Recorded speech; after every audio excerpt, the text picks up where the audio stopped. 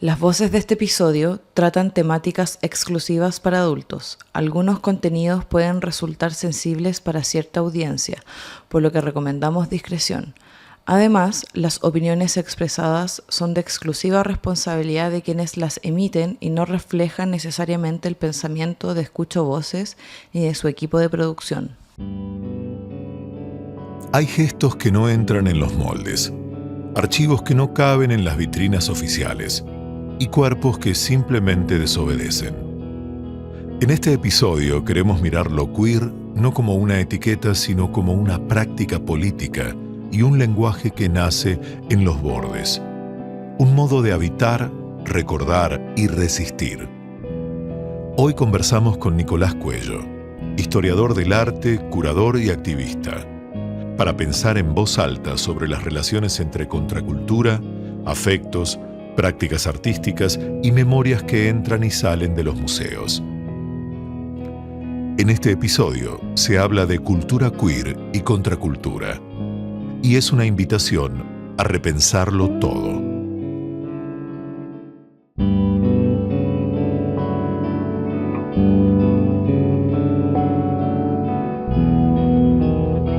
Bienvenidos a Escucho Voces, lo que nos pasa por la mente contado en voz alta.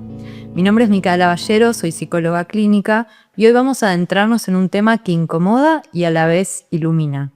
Los archivos de la cultura queer, porque hay gestos que no entran en moldes, memorias que no caben en vitrinas oficiales y cuerpos que desobedecen simplemente por existir. Para esta conversación nos acompaña Nicolás Cuello, historiador del arte, curador y archivista. Con él vamos a pensar lo queer no como una etiqueta fija, sino como una práctica política y un lenguaje que nace en los bordes.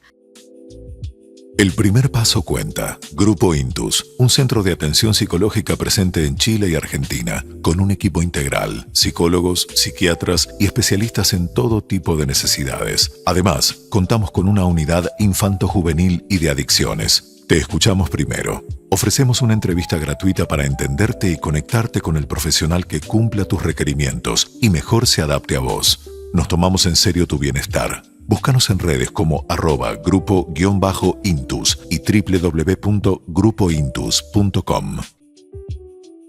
Nicolás, contanos sobre tus primeros acercamientos a las relaciones entre prácticas artísticas y las políticas culturales de las comunidades queer y la contracultura.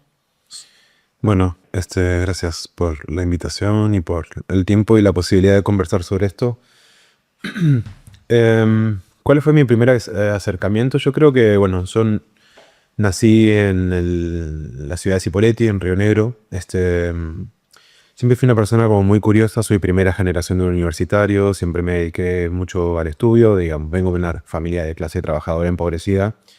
Y en realidad mucho de lo que constituyó mi mundo como adolescente fue producto de mi propia curiosidad, la propia curiosidad que uno va, que lo lleva a uno hacia los bordes de la ciudad, a ferias, a lugares más recónditos u oscuros, ¿no? Yo desde muy temprana edad me empecé a escapar de casa, iba, como a las vías del tren, me encontraba con gente que estaba tirada por ahí, no sé.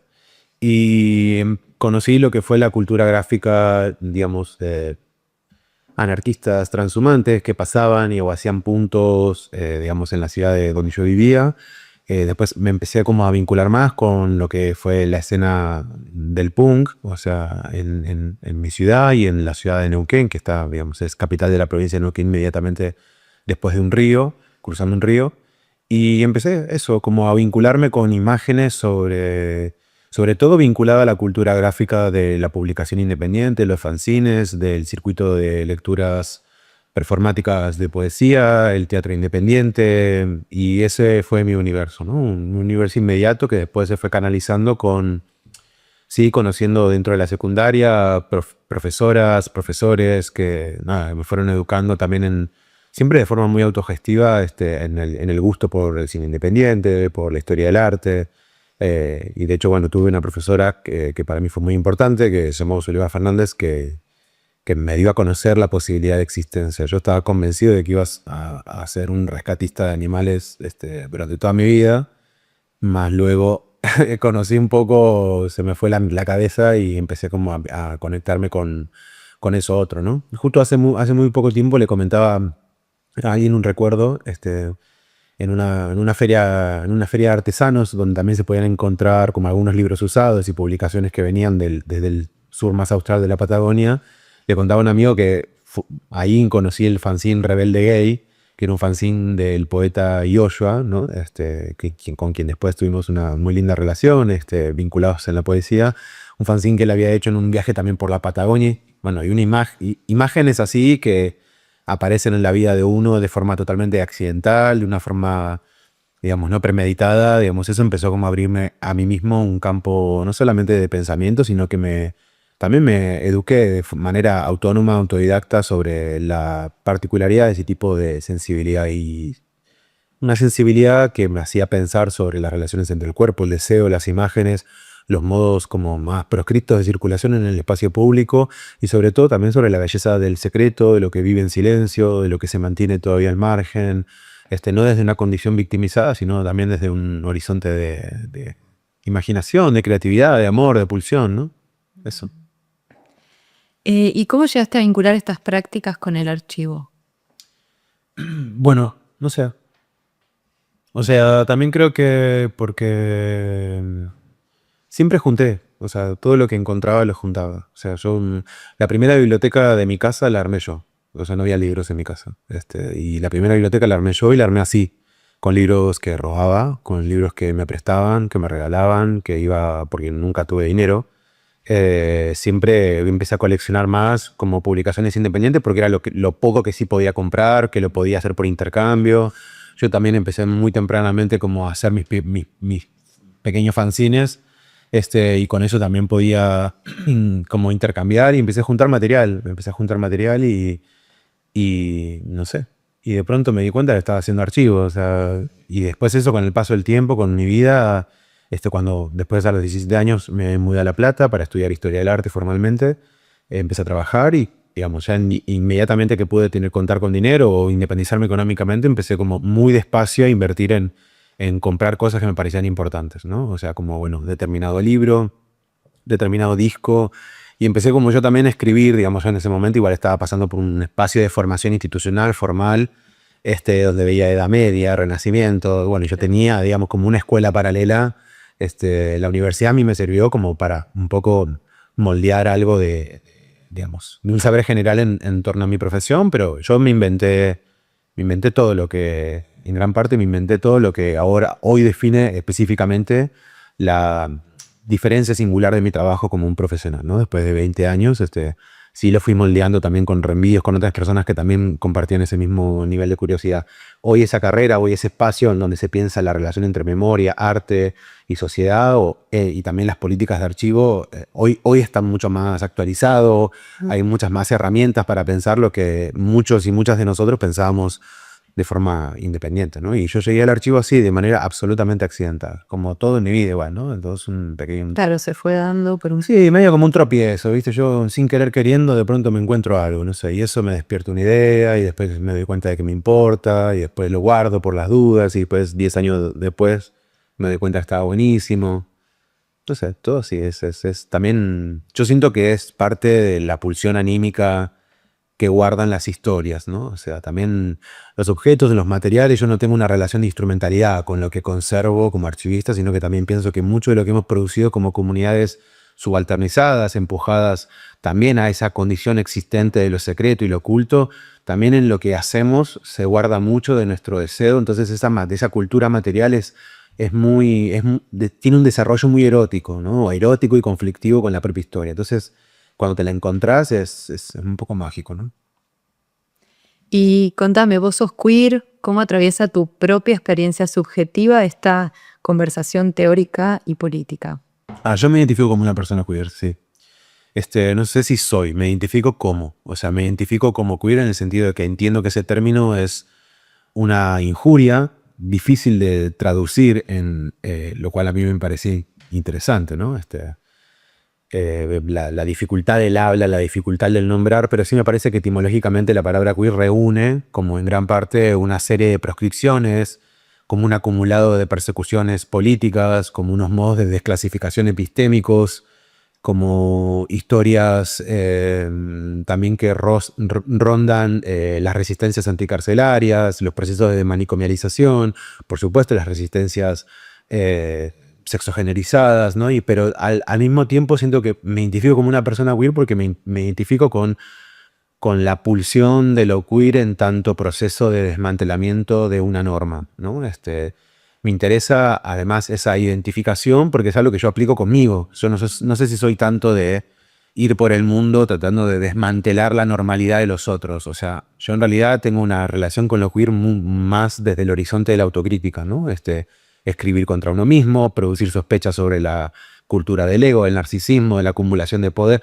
Digamos, son todas cosas que para mí hacen que lo queer como identificación pueda congregar eso, ¿no? El valor por las epistemologías desclasificadas, el valor por las sexualidades perseguidas, el valor por los modos torcidos de pensar. En mi caso, la historia, la memoria y el archivo, que es específicamente lo que pienso, y también desde un principio de antagonismo, ¿no? Un antagonismo que no necesariamente es confrontación 100%, pero son modos de la confrontación, son modos de la oposición, ¿no? Sí, y eso es algo que a mí siempre me interesó de lo queer, del gran paraguas de lo queer, que habitamos muchos territorios del sur global o del norte global, por más que sea una palabra que responde específicamente a un contexto norteño, ¿no? Pero en ese horizonte nos hemos encontrado muchas personas de distintos territorios y hemos tomado prestado esa prótesis para nombrar esos modos trastabillados de existir y sobre todo modos de hacer deshaciendo.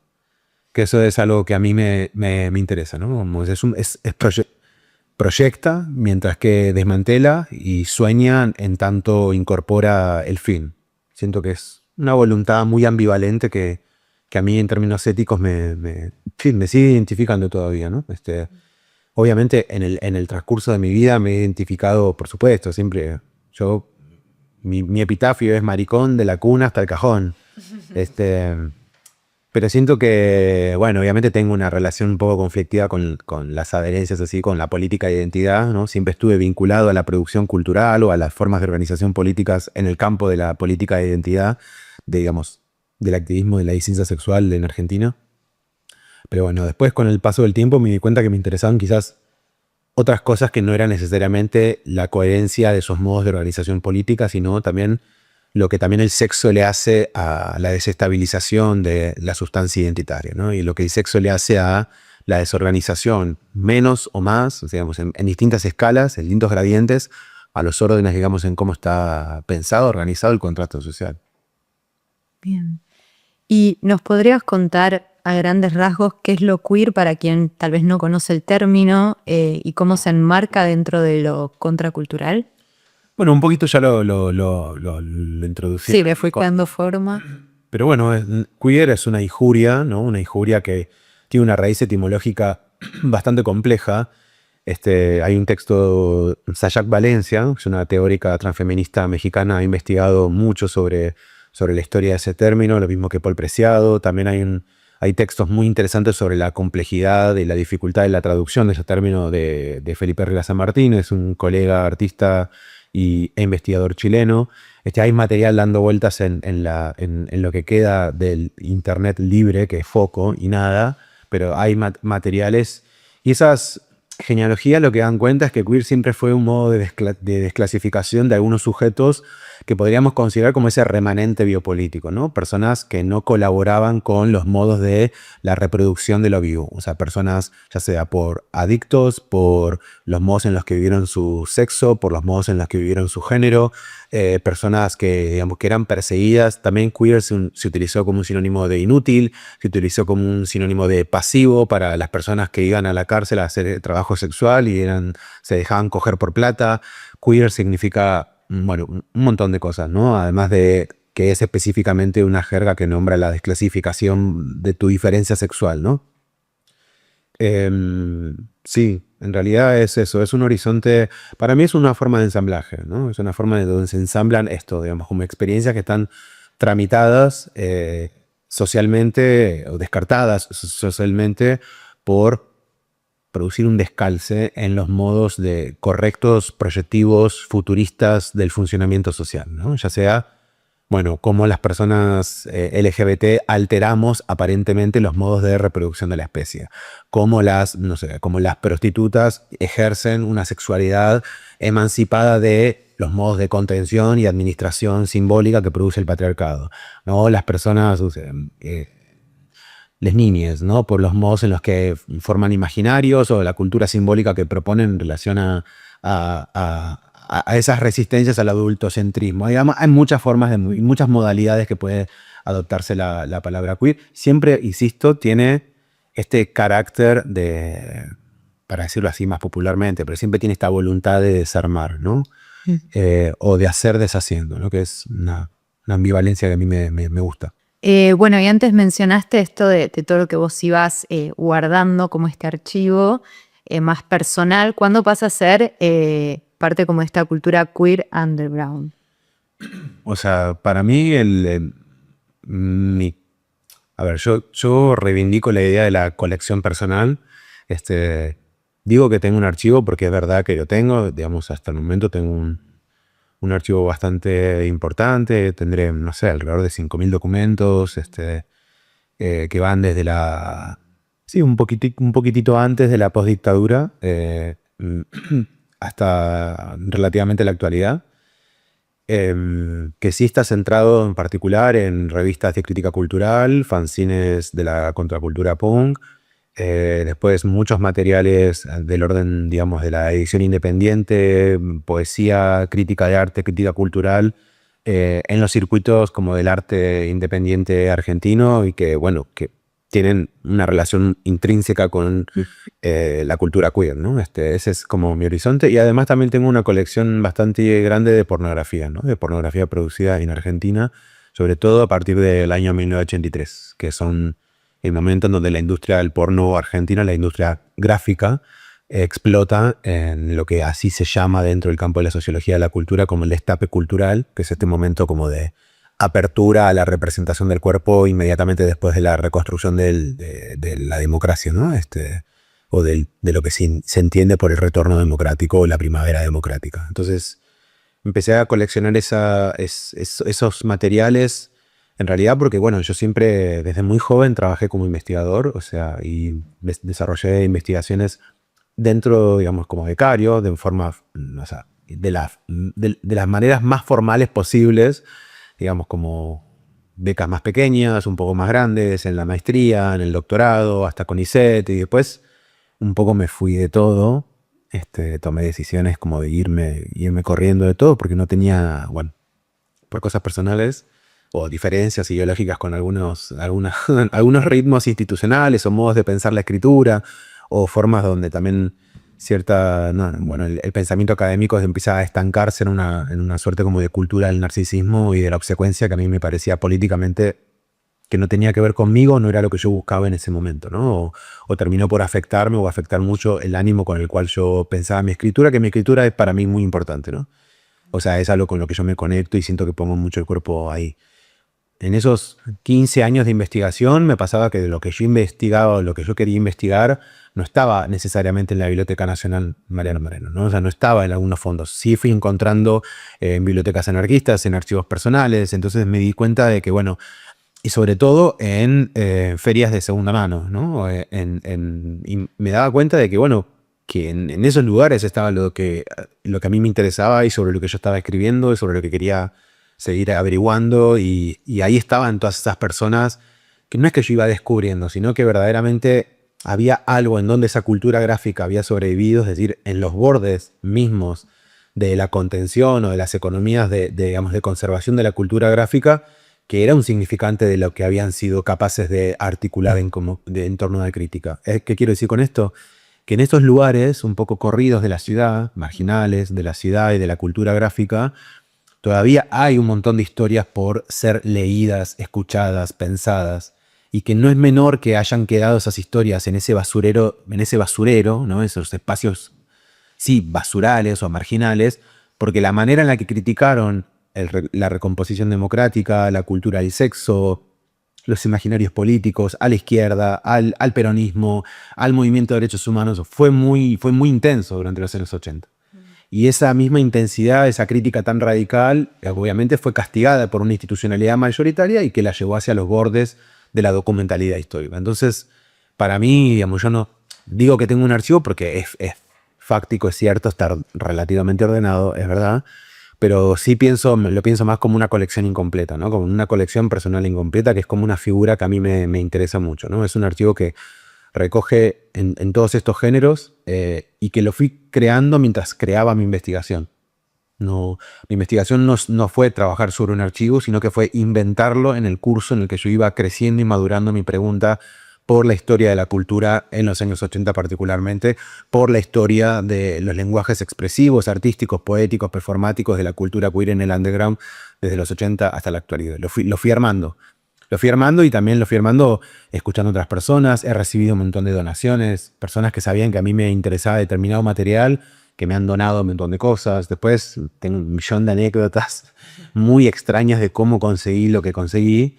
Pero bueno, también eso, ¿no? Esa relación así como de tocar muchos materiales sucios, de encontrarlos digamos, en malas condiciones, de voluntariamente mantener las colecciones incompletas en términos literales. Digamos, yo he tenido por ahí colecciones completas de cosas que son importantes y he elegido como desclasificar un número para poder mantenerme incapaz, ¿no? O para poder debilitar el poder simbólico que potencialmente puede acumular mi posición como archivista, ¿no? Y siento que esas son cosas como pequeños detalles que van más en el orden de lo poético, que hacen que el archivo siga fallando todavía. Y a mí me interesa esa idea de un archivo que falla porque es un archivo que falla en contar la historia completa de una comunidad cuya historia no puede ser contada de forma completa, porque está atravesada por el secuestro, por la tortura, por la desclasificación, por largas formas de violencia y sobre todo por la invisibilización y la desestimación epistémica sobre lo que aportaron en términos culturales, políticos a nuestra sociedad, ¿no? Y de mala manera, ¿no? Entonces, yo siento que mantener esa colección personal que después convertir en un archivo más formal, porque bueno, es verdad que a veces viene gente a consultarlo porque saben que tengo cosas que están buscando y que son difíciles de encontrar en otros lugares, pero yo me lo pienso más eso, como una gran colección incompleta, voluntariamente torpe, voluntariamente desordenada, ¿no? Que es como un margen de pensar una archivística queer, o es la manera en la que yo pienso ese hacer deshaciendo de lo queer en la historia del arte, en la memoria, que siento que es divertido, la verdad. O sea, También tiene su parte divertida. por supuesto, más allá uno le pone muchas palabras, pero en realidad es divertida, que eso es lo primero y lo más importante. Bien. ¿Y cómo relacionas tu trabajo académico con tu activismo? ¿Qué tensiones o sinergias encontraste? Al principio pensé que tenía más cercanía, ¿no? Yo siempre me pensé como un investigador que, digamos, que trataba como de crear una sinergia o crear reenvíos directos entre lo que fue siempre mi práctica dentro del activismo, de la disidencia sexual o de las desobediencias sexuales, o como quieran llamarlo, no sé cómo se le dice. Yo uso términos un poco más modestos, ¿no? Siento que no... Yo soy inquieto, diría. No soy inquieto y tengo un deseo casi incontrolable por a veces reaccionar de forma creativa frente a lo que considero que no me gusta, frente a lo que considero injusto, frente a lo que considero un abuso de autoridad. Soy muy reactivo a la autoridad, ¿no? Pero decís de forma creativa y a qué te refieres. Claro, porque no tengo una práctica, yo no encarno el ideal de la corrección política como militante social, ¿no? Y como militante de la disidencia sexual. Es como que soy medio vago en eso. Me gustan otras cosas, me gusta que la historia tenga un efecto performativo que pueda ser destituyente. Me interesa que una imagen, una obra de arte, me interesa que las maneras en las que podemos sabotear la solemnidad de los modos en los que imaginamos la política pueda tener un efecto desestructurante, ¿no? Que para mí siempre es esa forma como de seguir reescribiendo qué es la agencia política, qué es el modo de ocupar el espacio público, cuáles son los modos de construir comunidad. Tampoco es que yo, digamos, soy un un entregado al romance de la construcción comunitaria. No lo sé tampoco. Ya como la ficción, de esta idea de que somos una gran comunidad, bueno, no sé si me funciona a mí necesariamente, ¿no? Yo soy más solitario, soy más para adentro, tengo pocos y fieles amigos, me parece suficiente. Para mí la política es política y es un espacio de experimentación, es un espacio lúdico, es un espacio que tiene un objetivo concreto político que es crear marcas, interrupciones, molestias, poner sobre la superficie conversaciones que sean incómodas. Digamos, tiene ese tipo de horizonte. No lo sé, yo no sé si soy tan productivo como militante social, tampoco me interesa, ¿no? Sí creo que en su momento tenía ganas de que mi investigación o mi trabajo como historiador estuviera más vinculado a mi práctica activista, y eso con el tiempo, por suerte, lo pude ir separando, ¿no? Y entendí que había algo, sobre todo, de cómo mi trabajo podía autonomizarse y podía constituirse como una esfera anacrónica, en donde la manera en la que yo puedo pensar y experimentar teórica y políticamente con el discurso de la historia del arte y las imágenes y el arte que me interesa o me interpela, en sí mismo era un artefacto de criticidad que podía ser opaco, que podía ser a un tiempo torcido, que podía hablar del presente, pasado, futuro, y sin la necesidad de arrodillarse frente a la idea de un programa, de una agenda, sino que, bueno, si me interesa algo de los años 40, me interesa algo de los años 40, si me interesa algo, pensar algo en la contemporaneidad, lo puedo hacer. Y siento que volví a conectar de una forma muy poderosa con mi profesión, porque siento que produce... Nada, me da mucha libertad. O sea, me da mucha libertad para poder como desestructurar lo que entiendo, el llamado que recibo al buen comportamiento de la imaginación política, ¿no? Y después, nada, mi trabajo en el campo de los derechos humanos, en el marco de de los debates y las prácticas y los modos de ocupación del espacio público, en el campo de la disidencia sexual, en la diversidad corporal o en la neurodivergencia, para mí voy entrando y saliendo de distintos lenguajes, ¿no? O sea, en ese proceso también a mí funciona, yo tengo mucho trabajo como traductor, ¿no? Fui criado por otros y otras traductoras militantes y traductores militantes, y entendí que traducir y liberar contenido para que las personas puedan en sus espacios de realización política sentar discusiones, eso era un gran aporte. Lo hice toda la vida, llevo años y años y años y años traduciendo y liberando textos, ¿no? Que los doy, en su momento los daba de mano en mano, le mandaba un archivo, se lo pasaba a alguien que estaba en otro lugar del planeta, y digo, mira, me encontré esto, capaz que te gusta, capaz que te sirve para vos tenés ahora este conflicto ahí en tu comunidad. Mira, y empecé a entender que también había algo de esos modos de hacer política que podía ser lateral, podía tener otro tiempo, otra enunciación, la voz un poco más baja, que siento que es algo importante, y al mismo tiempo se conectaba y no se conectaba, ¿no? Ahí porque siempre termino haciendo lo mismo, aunque tengo ahora un poco más separada la esfera de mi trabajo como investigador y mi práctica política, que eso es algo que me hace sentir cómodo, me oxigena. Yeah. Y en tu libro Ninguna línea recta, abordás intersecciones entre punk y sexualidades disidentes en la postdictadura. ¿Qué vínculo encontrás entre esas contraculturas y las formas de activismo sexual contemporáneo? Sí.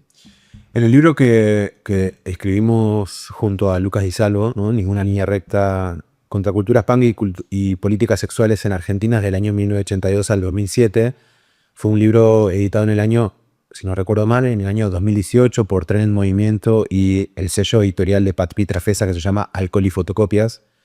Es un libro que ya tiene 2 ediciones, tiene una edición en España también, unos pequeños ejemplares. En ese libro lo que hicimos con Lucas Lucas viene del campo de la teoría especulativa de la imagen y sobre todo de la teoría cinematográfica. Yo, historiador del arte, pero bueno, somos muy amigos, o sea, es como mi familia, y siempre escuchamos mucha música, ¿no? Siempre nos dedicamos a escuchar música, a juntarnos y a escuchar música. Y obviamente mucho de lo que nosotros traíamos, en particular él sobre el campo, digamos, sobre la política experimental de las imágenes en las comunidades queer y trans, y yo lo que traía sobre, digamos, estos lenguajes expresivos de la protesta sexual y los modos en que la práctica artística contemporánea había tocado las formas extrañas, experimentales, torcidas, discas, de representación del cuerpo y la violencia del cuerpo atravesada por el sexo, de pronto, bueno, esos bagajes, esas conversaciones tomaron, tomaron forma o tomaron voz en un objeto que compartíamos, en un objeto común que es la contracultura punk, ¿no? Que para nosotros, no por fetichizar lo que el punk hizo o no hizo, ¿no? Para romantizar la cultura punk, porque la cultura punk en sí misma es un conflicto, o sea, es conflictiva. Pero sí lo que hicimos fue, en esa historia que ya empezaba en ese momento, en el 2018, desde el campo de la sociología de la cultura, a ser muy narrada, en clave de movimiento social, en clave, digamos, leída en el complejo proceso de reconstrucción del orden democrático post-diciembre de 1983, nosotros quisimos reivindicar lo que leíamos, lo que sabíamos, sobre todo a partir de relatos de punks más grandes con los que tenemos relación, que es que el punk fue una energía compleja en ese proceso de reconstrucción democrática y que el punk que el punk fue como una primera plataforma en donde un montón de personas perseguidas por el modo en el que experimentaban sexualmente con su cuerpo, ya sea personas queer, trans, pero también prostitutas, adictos, bohemios, gente que, digamos, muy bien vestida, ¿no? O sea, gente excéntrica de la noche de los años 80, bueno, encontró en la cultura punk, que no es solamente en la música, sino en la cultura, en los modos de producción cultural, encontró un espacio para repensar algo de la época. Repensar algo, y para nosotros eso que se repensó fue la relación entre la disonancia, una experiencia disonante, en un contexto que vos tenés que pensar que es la gran imagen de la primavera democrática, ¿no? O sea, es la salida al día, la recuperación del espacio público, la celebración de la libertad individual, la reconstitución del orden familiar, digamos, todo lo que venía asociado a la nueva edificación del orden liberal, ¿no? De esta democracia burguesa liberal, digamos, todavía mantuvo, no clausuró efectivamente los efectos de dominio subjetivo que había producido la dictadura, sino que los mantuvo en la noche. Entonces, gran parte del aparato y del artefacto de la persecución, la represión, se mantuvo, digamos, enmascarado bajo la figura de la Policía Federal Argentina, bajo la figura de las comisiones de control moral de las publicaciones gráficas, bajo, bueno, un montón de otras formas de concebir la unidad familiar, la cultura del trabajo, y que cierran en los años 80 con las leyes de obediencia de vida y punto final. Que son las leyes de la impunidad, ¿no? O sea, esa impunidad legal sobre el proceso que se había abierto de reconstrucción democrático y el acceso y el pedido de justicia por el movimiento de derechos humanos termina en la década de los 80 de la peor manera posible, ¿no? Con el lanzamiento de los cara pintada y con las leyes de la impunidad. Entonces, toda esa década es como el hervidero de esta manera, de este rumor nocturno que muy tempranamente está nombrando a esa reconstrucción democrática, a ese destape cultural, es decir, a ese nuevo lugar que ocupa la libertad del cuerpo como una hipocresía, como una falacia, y sobre todo vive el desencanto y la desilusión frente a un proyecto que había prometido justicia frente a las vejaciones y el genocidio perpetrado por la última dictadura militar, y lo que consigue en realidad es no solamente sostener esa moral sexual represiva disfrazada o modulada bajo el formato de la ley de averiguación de antecedentes, los delitos policiales y las racias a espacios de sociabilidad queer, sino que además culmina esa década con, obviamente, con la reescritura de las leyes de impunidad, ¿no? Y en ese sentido la cultura punk para nosotros anticipó mucho de todo eso que estaba pasando. La cultura punk, que no solamente era de punk, sino que eran punks, heavy metal, new romantics, jóvenes que eran perseguidos por la policía por el hecho de no adscribir a este nuevo modelo de normalidad, a la nueva normalidad de la democracia liberal burguesa de los años 80, que no adscribían a estas nuevas formas de reconstrucción de la participación política en centros de estudiantes, no querían eso, ¿no? Y la misma forma, no solamente eran punks, heavy metal, new romantic, sino que también eran un montón de homosexuales, muchas feministas, prostitutas, artistas independientes, digamos. Fue un sujeto muy complejo que durante los años 80 hizo asidero en el punk como una temperatura afectiva, ¿no? En el punk como un lenguaje del afecto, que es esta suerte como de posición visceral, una frontalidad, digamos, que promueve la experiencia y no la trascendencia, ¿no? Un modo de hacer cultura que está pensando en el presente más que en la posibilidad de un programa, ¿no? Y son formas de politicidad que liberaron como energía física, sexual, imaginal, de forma muy creativa, de forma muy convulsa, y que terminó siendo poco leída en relación a las figuras que lo antecedieron y a las que le siguieron. Por ejemplo, se piensa que esa juventud de los años 80 es como una juventud apolítica, porque claro, se la compara con el militante revolucionario de los 70 o con el activista internacional autónomo antiglobalización de los 90. Entonces los 80 es como son los huecos, ¿no? Como los huecos, los que le hicieron política, los que estaban perdidos en las drogas. Y bueno, lo que pasó ahí fue que se cocinó otro modo de concepción de la politicidad, que siempre tuvo como central un principio de articulación por la libertad, la autonomía y la experimentación corporal.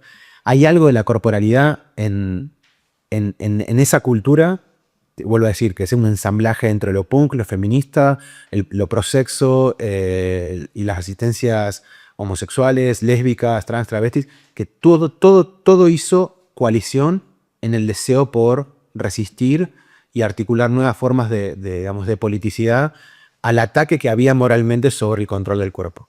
Entonces, para nosotros, escribir ese libro, ninguna línea recta, ¿no? O sea, escribir ese libro fue también trazar una historia cultural de todos aquellos lenguajes afectivos que usaron la cultura y la sensibilidad del punk. La sensibilidad es un modo específico de estar, de hacer, de decir, de imaginar y un sonido particular de estar en el mundo. Lo usaron para poder desestabilizar los modos de compresión, persecución y administración del cuerpo.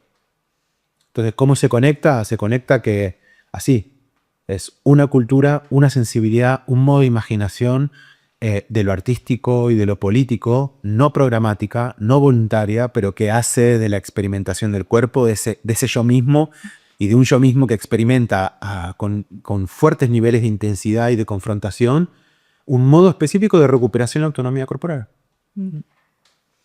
Y porque hablabas muy explícitamente de los años 80 más que nada, 70, 90, digo, y hoy, ¿cómo lo ves en contraste con esta época? Bueno, en el medio pasa, que eso es algo que le pasa a muchos otros contextos internacionales, que nosotros a finales de los años 80 y principios de los 90, gran parte de la conversación no solamente es el exilio de muchas de esas personas que habían formado parte de la contracultura por efecto, frente a la impotencia que significó las leyes del perdón, la impunidad oficial ante los juicios que prometían justicia en relación a los detenidos desaparecidos de la última dictadura militar. Mucha gente se exilia y después tenemos los efectos de la crisis del VIH-Sida, ¿no? Y que eso, obviamente, como en muchos otros contextos, marcó un antes y un después y desbarató por efecto de la muerte, ¿no? De que muchas de esas personas que habían sido protagonistas, habían participado, habían estado presentes en esos y habían sido parte, digamos, de la acumulación crítica de estos modos de sensibilidad, de pensamiento, de crítica cultural, de imaginación colectiva, desagregada, pero colectiva al fin, durante los años 80, bueno, en los 90 mueren. Muchas de esas personas mueren. Y lo que pasa es que esa comunidad que no era tan grande como lo que hoy se piensa como comunidad o como las comunidades que se conocen internacionalmente, esas comunidades, tanto en la ciudad de Buenos Aires, Rosario, Córdoba, fueron profundamente asediadas por una nueva economía del higienismo sexual, ¿no? Y hay algo que la alarma, el miedo, el abandono del Estado, ¿no? El abandono político-institucional del Estado en relación a su salud, desordenó un poco lo que hasta ese momento había sido como un campo muy excéntrico y muy provechoso de imaginación crítica sobre la corporalidad y aproximaciones antiautoritarias sobre la libertad y la autonomía del cuerpo, del sexo y del género. Esa experimentación, yo no puedo decir si se vio interrumpida o no, pero sí fue muy golpeada. Y esa generación fue una generación que perdimos. y como la perdimos, no solamente perdimos parte de esa generación, sino que al haberlas perdido heredamos el trauma de su ausencia. Y eso es lo que yo a muy grandes rasgos puedo decirte que algo que también marca el cambio de conversación y el cambio de modos de producción de lo común que hay en la protesta sexual de los años 90. Además del impacto que tienen las nuevas comunicaciones, el impacto que tiene la llegada de Internet y sobre todo la digitalización de algunos procesos de edición de revistas independientes. Bueno, empieza algo del efecto de la globalización. Además, obviamente, estamos en pleno en la acumulación de la gran crisis de los años 90 y la pobreza generalizada. Entonces, bueno, son muchos flancos que hacen que algo de lo que había sido acumulado y concentrado de forma tan creativa de los años 80, con la hiperinflación de finales de los 80, principios de los 90 y todo lo que acontece, sobre todo en relación a la crisis del VIH-Sida, hace que esa comunidad sufra mucho. Sufra, y por eso vos tenés, cuando mirás el activismo en los años 90, es un activismo muy ordenado, profundamente ordenado, por el nivel de urgencia y de violencia sistémico, institucional, que estaba sucediendo en torno a la comunidad. Por eso los grupos de afinidad política resurgen en los años 90 de una forma muy floreciente. Grupos de afinidad y de reflexión y contención y ayuda mutua dentro de la comunidad LGBT, ¿no? Ahí, bueno, está la figura de Carlos Jauregui, del grupo Gay DC, de Lesbianas a la Vista, y sobre todo el surgimiento ya constituido del gran bloque histórico del activismo trans travesti que había empezado con la organización de las mujeres trans y travestis de Panamericana en los años 80, pero que en los años 90 adquiere un nuevo régimen de visibilidad, ¿no? Y que es el momento en donde empiezan las relaciones entre los distintos movimientos sociales, que es lo mismo que le pasa al campo de la política social en el resto del país, digamos. Es el momento en donde las relaciones entre partidos políticos, agentes culturales, fábricas recuperadas, desempleados, bueno, hay un gran desplazamiento dentro de la política argentina que tiene que ver con la construcción de puentes, diálogos, interrelaciones, que son la condición de posibilidad de lo que después fue la gran respuesta a la crisis del 19 y 20 de diciembre del 2001, ¿no? Que es este gran sujeto de muchas cabezas que logró de forma, sí, guiado por un acontecimiento, pero sí logró fundirse, ¿no? En los años 90, bueno, pasan otras cosas. Y ya en los 2000 la historia cambia bastante, ¿no? Sí. Cambia bastante. Y además del archivo, sos editor independiente. ¿Qué objetivos persigue esta editorial y cómo se articula con prácticas artísticas radicales? Bueno, yo obviamente el proceso de investigación como historiador del arte, yo también entendí que investigar para mí era crear de forma excéntrica ese archivo que respondía a la excentricidad de la pregunta sobre estos objetos que habían actuado en la historia de un modo incómodo, ¿no? Yo intenté integrar esa pregunta que yo tenía sobre el pasado de algunas personas como Miguel Ángel Lenz, Roberto Jauregui, en fin, Josefina Quesada, artistas, activistas, o acontecimientos como la Marcha Pagana, la Malvenida del Papa, la primera marcha contra los psicoanalistas, digamos, un montón el grupo de Acción Gay, el grupo Gay San Telmo, o sea, no sé, toda una plétora como de experiencias que puedo seguir y se me hace interminable. Y sobre todo también, digamos, la cantidad de fanzines producidos por la contracultura punk. Yo lo que entendí es que había un modo específico de pensar la cultura en esos artefactos y en esos modos de imaginación entre la relación entre arte y política, que yo lo traduje a cómo conseguí mi propio archivo, ¿no? Y de la misma manera lo traduje a los modos en los que podía socializar ese archivo. Para mí la práctica de la edición está vinculada a mi propia colección personal. Entonces, mucho de lo que edito, mucho de lo que he editado de manera, ya sea en fanzines, en periódicos, digamos, de forma editorial, ya más como un formato libro más formal, todo tiene que ver con abrir el archivo, ¿no? Abrir y diseminarlo. O sea, y bueno, es parte como del mismo programa de entender la liberación del archivo. Y es que eso que yo colecciono, ¿no? Es algo que no me pertenece necesariamente.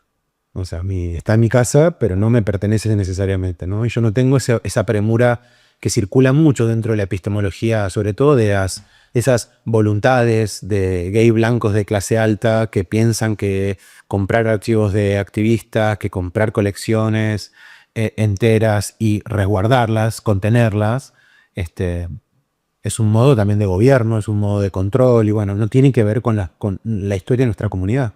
La historia de nuestra comunidad siempre fue una historia de código abierto, ¿no? De poder, de acercamiento, de construcción de puentes y sobre todo de prótesis afectiva, ¿no? Entonces, muchas veces a mí me ha pasado de poder conseguir determinada colección completa, poder, o sea, la transcribo, la editás, la publicás, y eso, publicar en libros que sean económicos, en libros que no sean, digamos, como excesivamente sofisticados, sino que producir cultura y democratizar el acceso no solo o sea, al contenido, ¿no? Después la fuente es lo que es, ¿no? Y sobre todo también de producir edición de materiales que están en riesgo. O por lo general también, y eso lo hicimos junto con Santiago Villamil, un amigo, en un proyecto que tuvimos que se llamó Eros, que era una galería de arte. Lo hicimos bastante, que eran conversaciones que después transcribíamos y editábamos. Entonces hacíamos como una suerte como de archivo oral sobre un espacio contracultural que había sido importante en la década de los 90. Lo que después publicábamos era la transcripción de esas voces corales que habían recordado anécdotas de por qué ese espacio había sido importante para la comunidad queer. Y era una manera de hacer que la evidencia efímera que tiene que ver con el relato de la experiencia vivida y con la cultura afectiva de cómo esas comunidades en su momento habían creado algo para poder sortear los efectos de la crisis económica, de la persecución político-ideológica, de la moral sexual represiva, bueno, de pronto quedan traducidos en un pequeño librito porque no están en ningún lado, digamos. Son sensaciones, impresiones, que eso es saber y eso es archivo para la cultura queer. No solamente el documento que da cuenta de un programa político, sino también los modos en que fueron vividas y experimentadas un montón de circunstancias, experiencias y acontecimientos de mayor o menor escala dentro de la comunidad queer, ¿no? O sea, como determinada intervención urbana, determinada reunión en la casa de un amigo o una amiga donde se discutió un tema que abrió puertas para imaginar formas de la discusión política, digamos.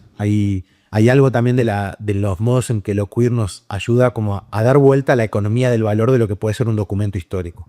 Y sobre todo a seguir imaginando cuáles pueden ser las formas más lúdicas y creativas de extender la tarea de la rememoración y extender la tarea de la práctica histórica a través de elementos precarios. O sea, sin que eso sea, sin reproducir la rectitud, ¿no? Del autoritarismo de la matriz blanca de pensar la historia, el archivo y el documento. Bueno, documento es algo que está roto, bueno, está muy bien.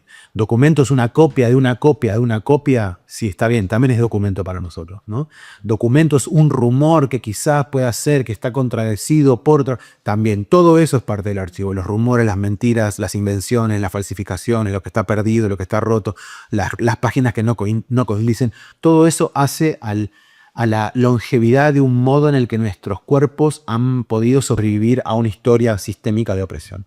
Entonces, si vos querés corregir eso, si vos corregís el accidente del archivo, corregís un modo de estar en el mundo.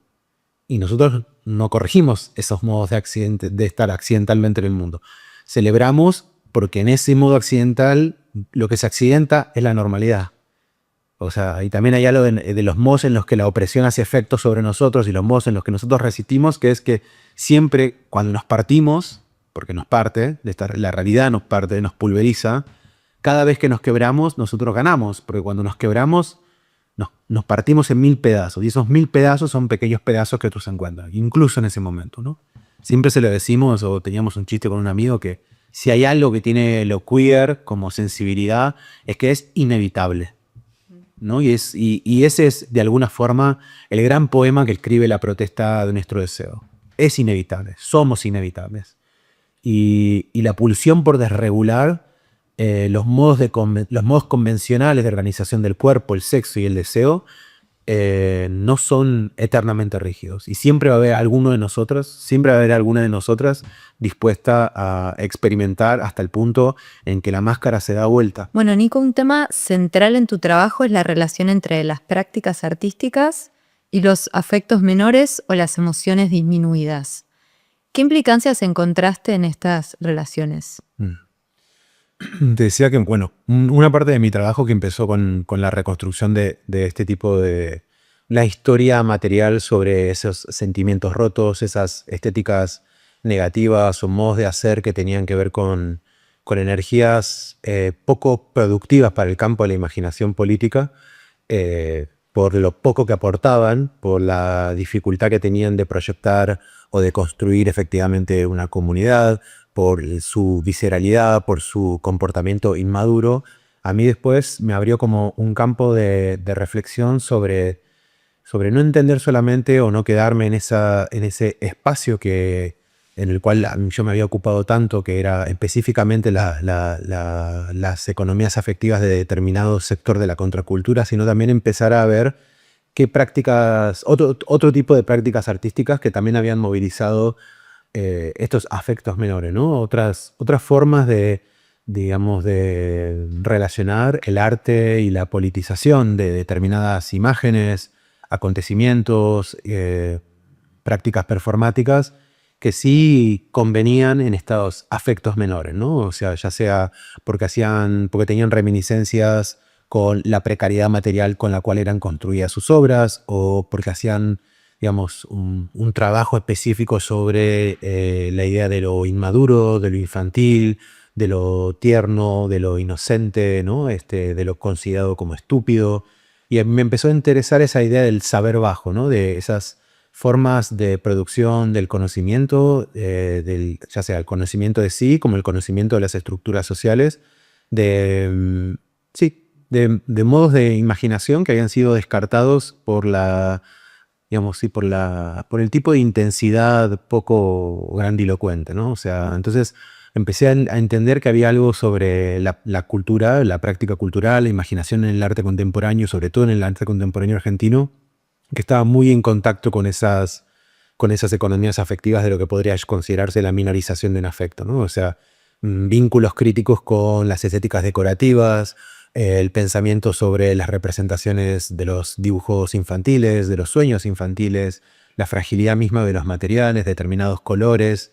Y empecé a darme cuenta que sí había en gran parte de la trayectoria de muchos artistas queer, trans, no binarios, había, digamos, un uso, una aproximación, una conexión espiritual, sensible, muy, muy poderosa con estas formas, sí, minorizadas de pensar la sensación, las emociones y sobre todo la posibilidad de una agencia digamos, de acción no directa, ¿no? Sobre la politicidad del común, de lo social. ¿Y cómo pensás la relación entre arte, afectos y política, especialmente desde una mirada crítica a los regímenes normativos?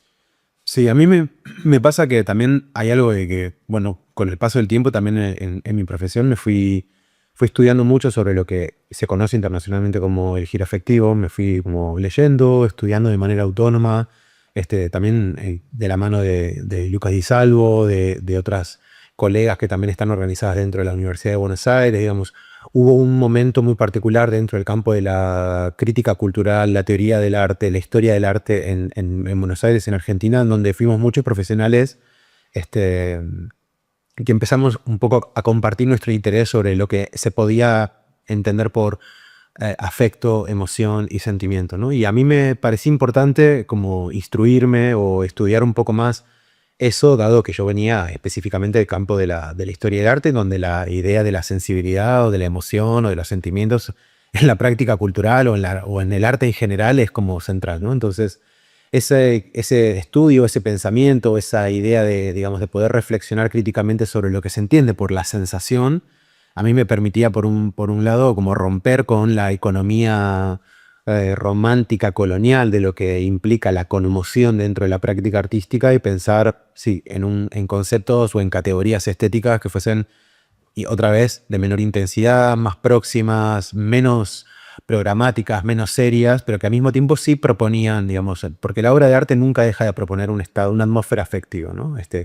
No corriéndome de la idea del orden autoritario que produce la presencia aurática de una obra de arte en una institución cultural, sino más bien en qué tipo de atmósfera, de afecto, de sentimiento induce la presencia, la convivencia y la relación que tenemos con determinadas obras o artefactos artísticos. Entonces, para mí, lo que yo entiendo por mi estudio, mi pregunta por la afectividad dentro del campo del arte, tiene que ver con eso, digamos, en qué estado de ánimo la obra me propone vivir, ¿no? Y algunas obras, en particular en la historia del arte argentino, tuvieron que ver, digamos, cerca de la crisis en torno al VIH-Sida, propusieron, digamos, otras cosas, ¿no? Como de pensar, digamos, modos de referenciar la vulnerabilidad, la feminización del trabajo, como la belleza de lo artesanal, la posición lúdica de algunos artefactos, símbolos o formas que venían de los imaginarios infantiles.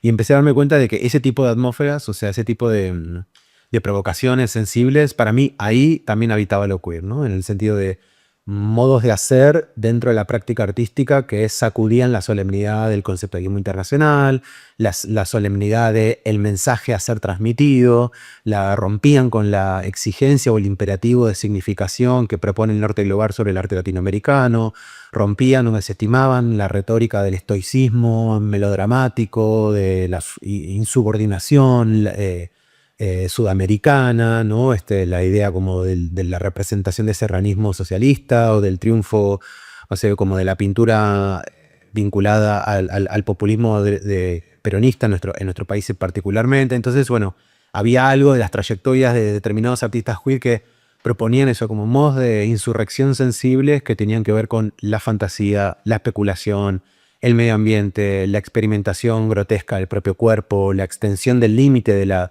identidad y sobre todo a través de herramientas o tecnologías como la parodia, la cita, la decoración, la pintura abstracta, el lenguaje del modernismo, así más puro y analítico, ¿no? Y eso es algo que hasta el día de hoy es lo que más me apasiona y sobre lo que más sigo investigando, ¿no? Sobre todo las relaciones y lo que proponen muchas de las formas de la apropiación crítica de la abstracción moderna y los modos en que el lenguaje mismo de la abstracción geométrica o de la abstracción del campo de la pintura o la recuperación de la gestualidad o la recuperación de distintos realismos populares o realismos grotescos, terminan como creando, no sé, como grandes cuerpos de obras que suceden de manera simultánea en la ciudad de Buenos Aires, particularmente que es el territorio en el que yo habito, que dan cuenta de una imaginación, vuelvo a decir, no programática, en el sentido de que no hay un acuerdo, no es una escuela, no es un estilo, pero sí hay mucha resonancia y una sensibilidad compartida sobre una pregunta siempre inquieta, curiosa sobre las posibilidades, los límites y la experimentación, así como, sí, más transformadora o voluntariamente transformadora de lo que puede un cuerpo ser, ¿no? Que siempre empujan la conversación más allá de la reducción meramente cultural a lo identitario, ¿no? Y eso es lo que me interesa. No me interesa la identidad de quién hace, sino el tipo, digamos, de pregunta que deja flotando en la atmósfera afectiva que ese artefacto está creando a partir de la sensibilidad con la que fue creado, ¿no? Es un poco en cómo la cultura material de una obra de arte supone, por el tipo de referencias que tiene a saberes disminuidos, prácticas desclasificadas, materiales desvencijados, y eso mismo ya induce un determinado ambiente, un estado de ánimo que propone preguntas sensibles que no tienen respuesta. Y eso es algo que también me interesa mucho en el sentido de por qué sigo, por qué he intensificado aún más mi pregunta en el campo de la historia del arte o del arte contemporáneo, porque creo que el arte es mucho más generoso para abrir tiempos, espacios que no sean necesariamente productivos y efectistas, desde los cuales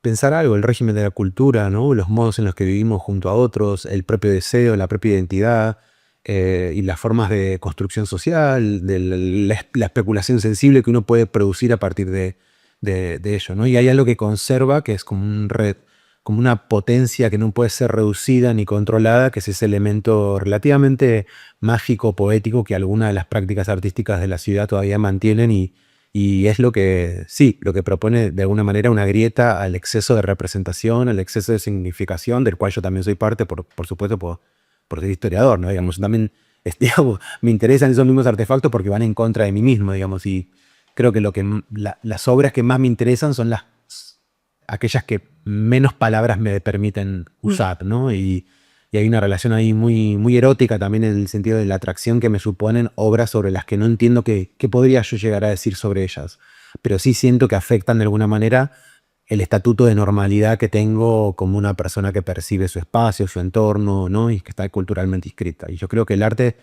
todo el tiempo todavía sigue teniendo ese esa potencia de desestabilización, ¿no? Como de correrte un poco de eje y introducirte en otro tiempo para observar lo que te rodea y sobre todo observar el gesto menor de cómo se pronuncia la cultura, la historia, vuelvo a decir, el deseo, la imaginación, la creatividad, ¿no? Que no tiene objeto, sino que es un hacer que vincula con lo contemplativo, que vincula con la profundidad de un sentimiento, ¿no? Y que muchas veces esas sensaciones o eso que el arte permite pareciera ser como accesorio o bueno, no es rentable, ¿no? Y a mí me termina pareciendo culturalmente de lo más poderoso que existe hoy, ¿no? En una cultura que está asediada por la significación o la performatividad del significado a través del capitalismo de plataformas, el consumo excesivo de imágenes, el escroleo y la captura de la atención por los medios digitales. ¿Y qué incidencia tienen estas prácticas en los imaginarios visuales de lo queer contemporáneo? Yo pienso que hay algo de la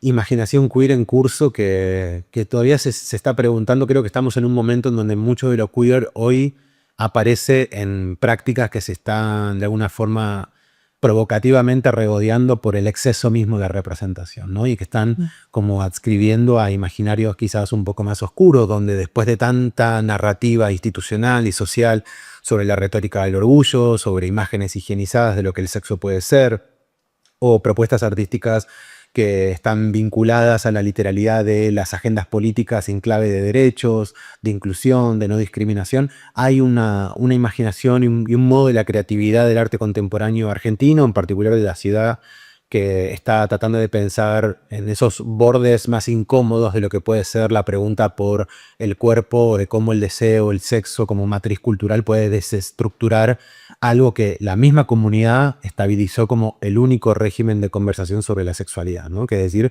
somos ciudadanos, somos consumidores, queremos los mismos derechos y mismo amor, los mismos derechos, ¿no? Que obviamente en un plano como de reconocimiento legal es una herramienta que se necesita para poder de alguna forma contener los modos sistémicos y estructurales de explotación y violencia que existen sobre nuestras comunidades y sobre nuestros cuerpos particularmente, pero bueno, también no puede ser ese el único horizonte de imaginación, ¿no? Y el sexo es mucho más que eso, ¿no? Y a mí siempre me interesa la pregunta que la sexualidad produce o induce, porque nos pone en contacto con algo que no quiere ser visto en la experiencia humana.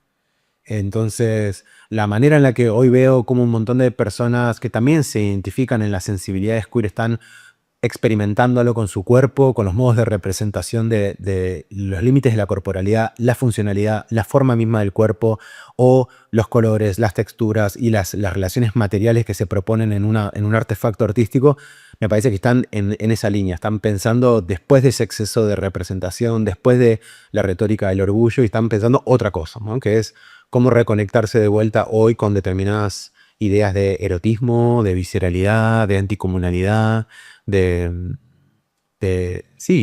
cuerpo en general, ¿no? Y de la autonomía corporal en general, que es una autonomía corporal que no solamente se nos supone a los sujetos, sino que se supone a todos aquellos cuerpos que de forma orgánica e inorgánica convivimos en este gran artefacto que es la coexistencia entre especies y materias, ¿no? Y pasando a preguntarnos un poco por el contraarchivo, la disidencia y acción cultural, ¿qué es resistir desde el archivo y lo contracultural frente a las políticas de asimilación o homonormatividad?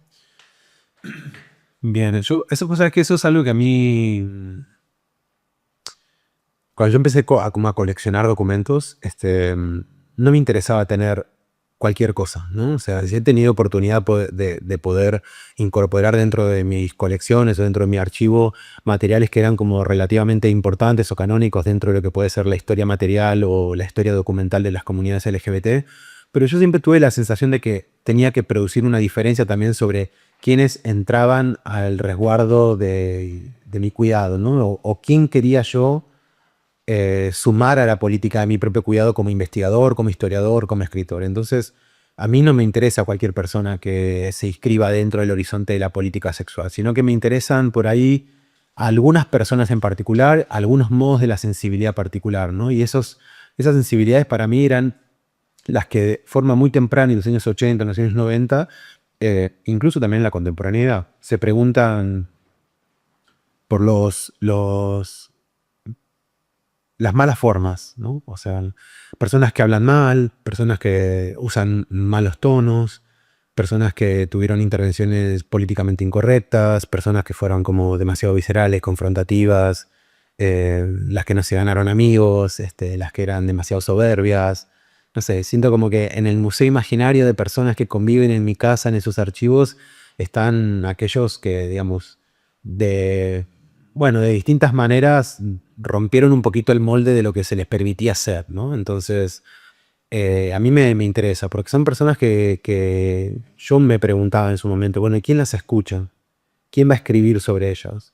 ¿No? ¿Quién va a contener la promesa o va a tomar, ¿no?, el trabajo de mantener viva la herencia de una pregunta incómoda, que fue la pregunta que liberaron en su momento, ¿no? Y siento que es muy difícil, pero alguien tiene que cuidar a quien no fue amado.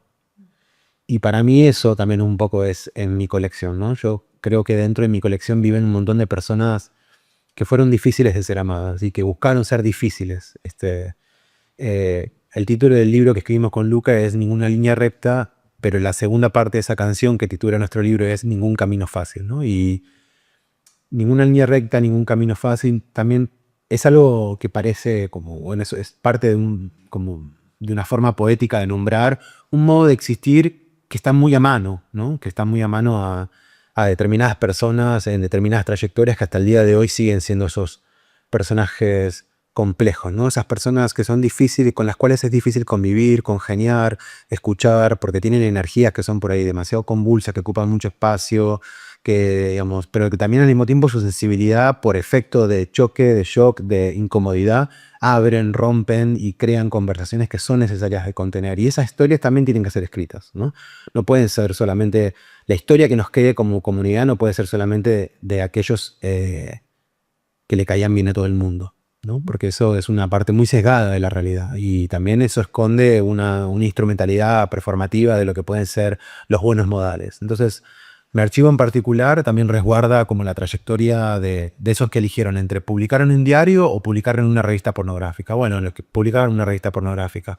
Entre como publicar una nota en el suplemento sí o en el suplemento no, de Clarín, página 12, bueno, armar un fanzine en la fotocopia que tuvo una tirada de 50 ejemplares, pero que fue finalmente, que también tuvo un impacto y una intervención en la cultura, ¿no? Porque si no parecía que solamente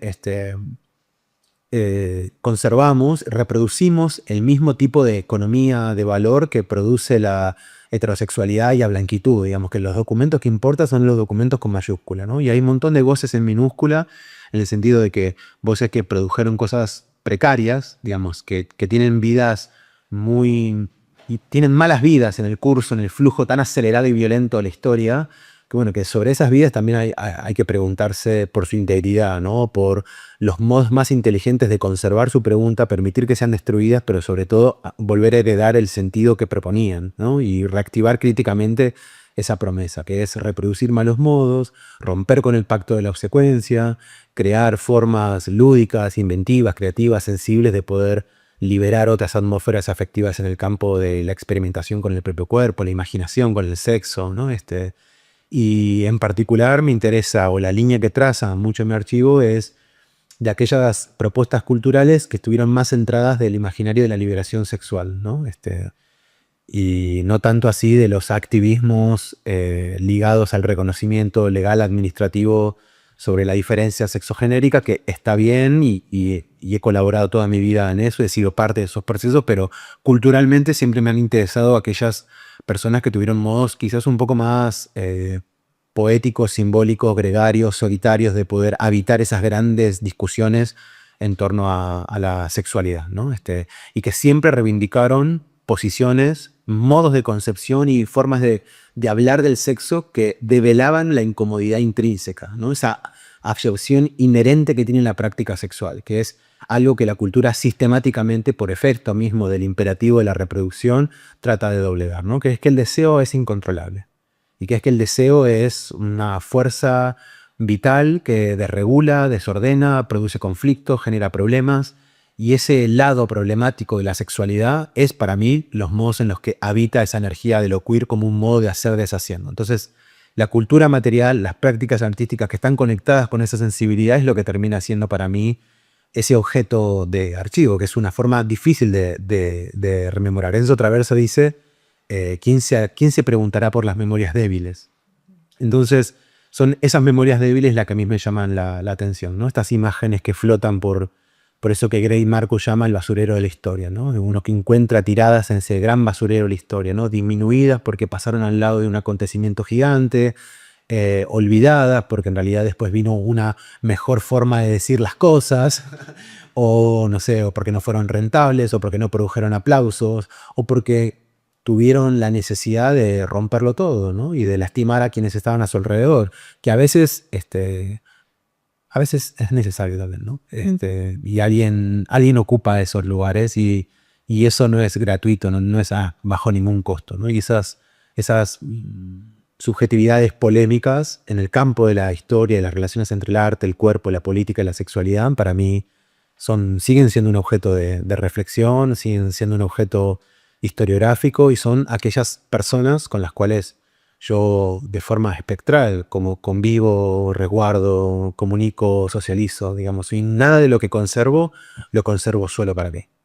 En mis clases hablo de quienes viven en mi archivo, ¿no? En mis clases, en charlas informales, por ahí veo que algún investigador está cerca de alguno de estos materiales, se lo acerco. No tengo una relación privativa con esos materiales porque lo que interesa es la proliferación de voces sobre aquellos que se han sido mantenidos en silencio. Y eso es algo parte también de una ética que constituye mi forma diferencial de tocar este archivo. Y sobre todo, estos sujetos y estos modos de hacer y estas formas, estos lenguajes sensibles que ellos ocuparon para hablar de las relaciones entre el cuerpo, el sexo y el deseo, para mí son parte de una historia que debe ser escrita de esa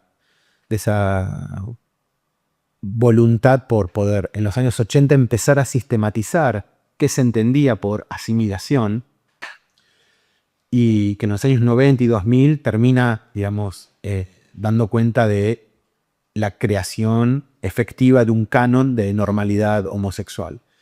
Muchas de estas trayectorias se propusieron, digamos, escribir en contra, actuar y crear acontecimientos que fueran explícitamente críticos con esa buena versión de la diferencia sexual.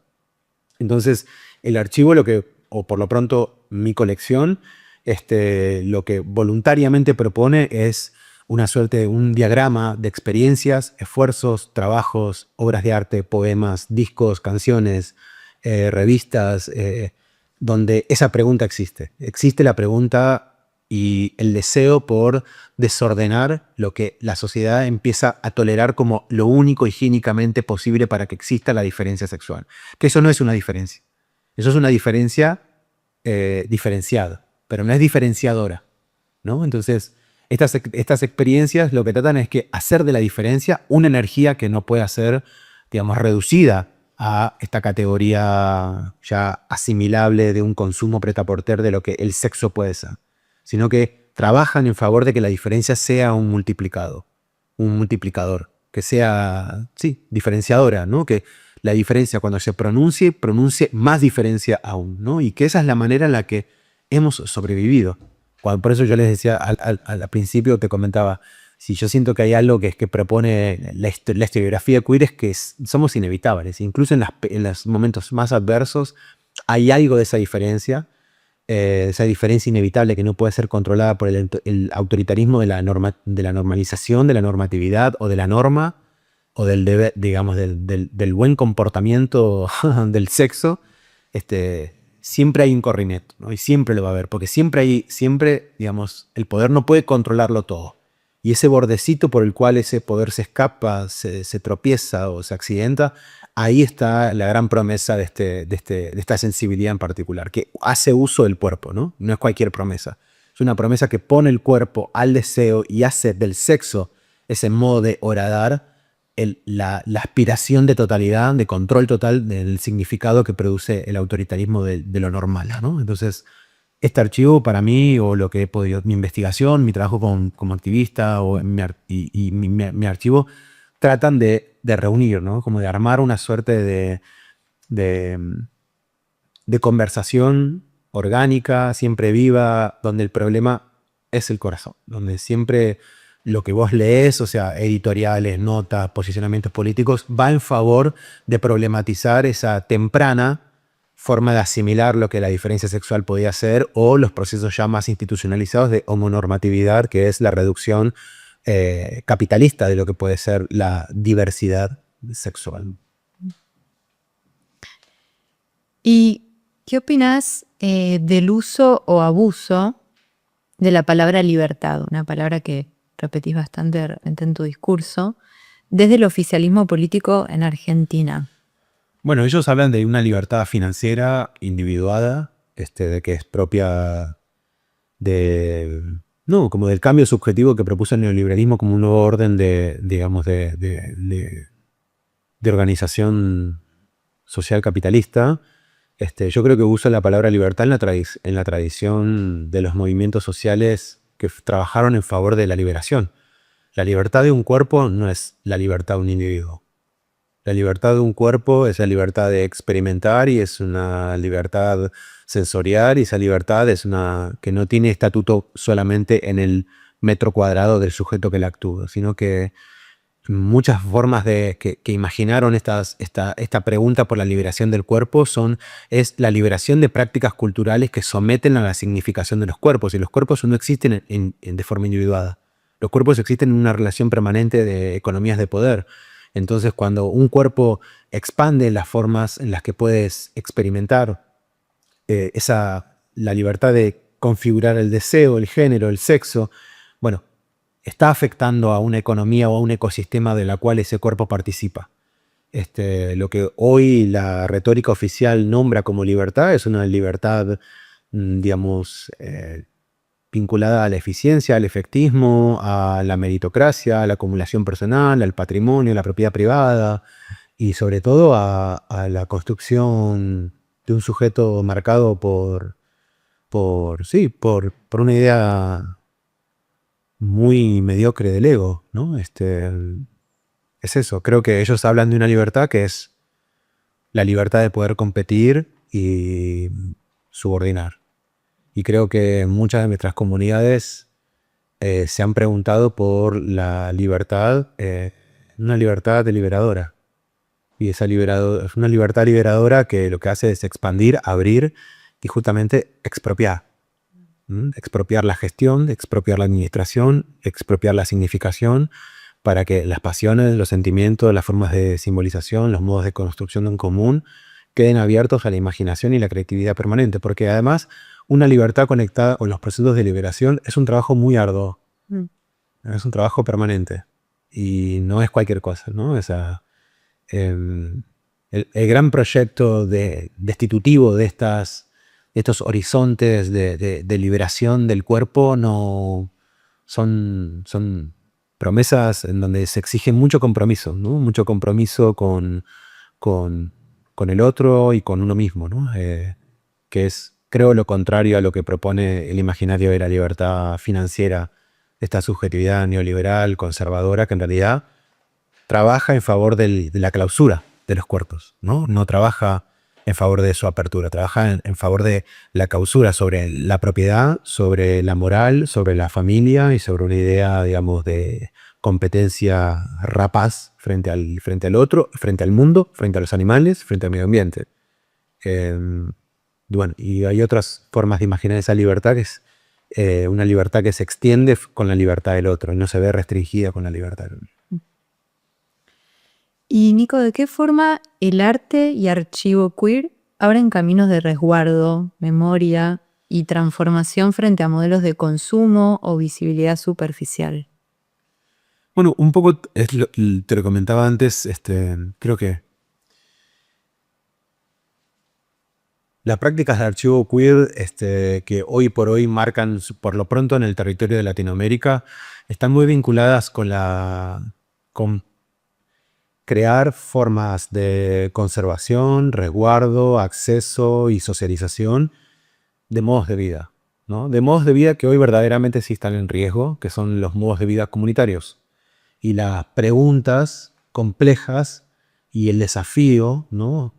Sudoroso que implica el vivir junto a otros que son diferentes. Y no es cualquier comunidad las comunidades que se imaginan o sobre las que trabajan estos archivos o la que resguardan. Son comunidades que están marcadas por la idea de multiplicación, por la idea de diferencia y por la idea de conflictividad. Nuestras comunidades están construidas alrededor del problema. Nacen en favor de un problema, sobre un problema, por efecto de un problema, gracias a la diferencia, en favor de la diferencia, por la diferencia. Entonces no es cualquier comunidad, sino que es una comunidad que sabe de por sí que la diferencia es el lenguaje común. La diferencia y el deseo y el nivel de conflicto que el deseo supone sobre el existir. Entonces, mucho de lo que creo que hoy los archivos sobre las culturas queer, sobre las comunidades trans, no binarias, en nuestra región dan cuenta de eso, de las inteligencias comunes, de las estrategias de supervivencia, de los modos de invención, de la creatividad obstinada que hemos tenido históricamente para abrirnos, no sé si realidades alternativas, pero sí mundos adentro de otros mundos que buscaron clausurarnos, ¿no? Y sí creo que está llena de saberes, ¿no? Son archivos que resguardan modos muy excéntricos de pensar y formas de torcer el valor tradicional, colonial, heterosexual que tiene la cultura en general, ¿no? ¿Qué es lo que vale? ¿Quiénes valen? ¿Cómo construimos, no sé, cómo construimos una economía de supervivencia? Las maneras en las que pensamos la migración, las formas de colaborar, sí, en más de un plano que hace a nuestra subsistencia de este sistema.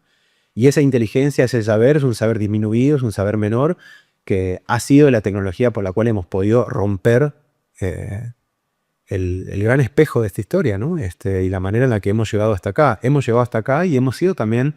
Ahora el problema es que hemos llegado hasta acá y después acá nos ha masticado, nos ha caricaturizado a través de la industria cultural, a través del activismo performativo de redes sociales, a través de la reducción de nuestras demandas a una política de representación, a pensar que la manera en la que nosotros introducimos una diferencia es meramente cultural y en realidad la diferencia que introducen nuestras comunidades es una diferencia económica, política, sexual, afectiva, digamos, que altera los regímenes de producción de lo vivo.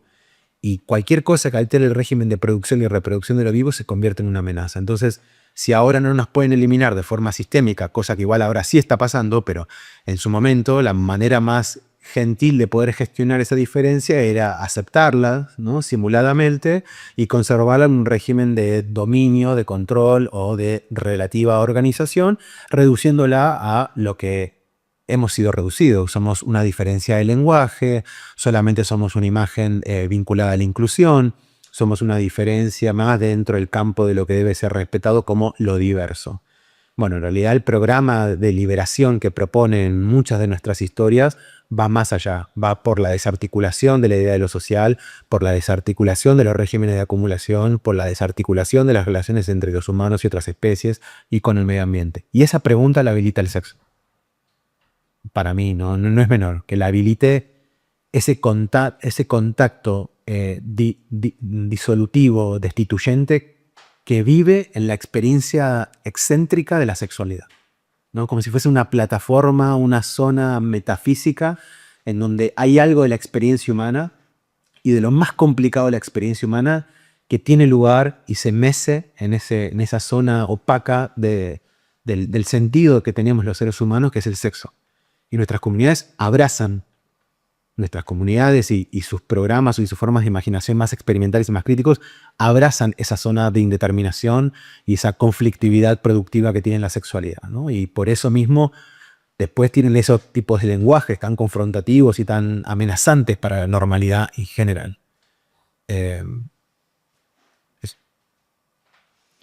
Bien, bueno, para ir cerrando, tal vez algunas preguntas más personales si queremos decir. Nico, ¿vos has tenido experiencia en psicoterapia?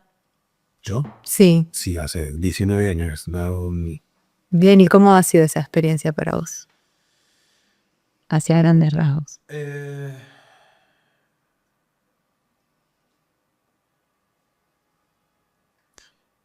ahora estoy cansado, podría decir, ¿no? Estoy cansado.